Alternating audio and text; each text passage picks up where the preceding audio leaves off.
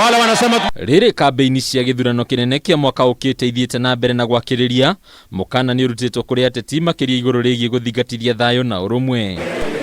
Kuringana na muikariri giti wa kamiti ya guthingatithia thayo na urumwe NCIC Samuel Kobia, rigwataniro ya makanitha ni thukeirwo wira wa kuhunjia thayo na urumwe nduri ugitithiriria ateti nginyagia kunyihia miario ya rumena undumwe na kuhigia muingi iguru rigie thayo. Religious leaders are going to release a statement which is a message from religious leaders and institutions promoting peaceful coexistence ahead of the elections in 2022. We express our deep concern about the emerging political intolerance and appeal to politicians to embrace diversity of opinion. Ningĩ Kobia nĩanĩrĩire ikinya rĩa NCIC rĩa gũtigĩrĩra atongoria othe a ciama cia kĩũteti nĩ mekĩra thaĩri mawatho merũ marĩa magũtigĩrĩra atongoria nĩ makuithio mũrigo kũgĩkinyanĩra ngahĩha ciaumĩra mĩcemanio-inĩ yao ya kĩũteti. We also hope that the leaders of political parties in signing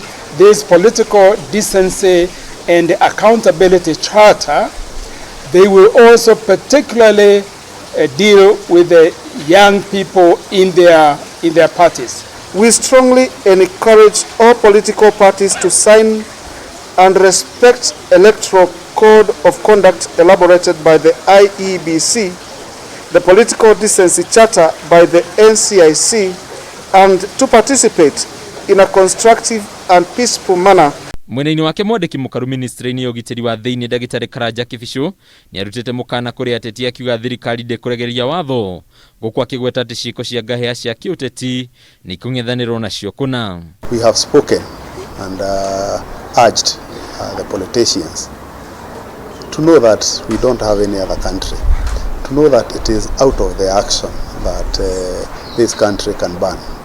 It is out of the action that they can choose to keep peace in this country. Ningĩ Kibisho nĩ augĩte atĩ gũtirĩ mũteti ũkunĩrwo ritho agagie mũingĩ ũkwagithingĩrĩria atĩ no nginyagia kambeini cia ithurano ciĩkwo ikĩrũmagĩrĩra watho.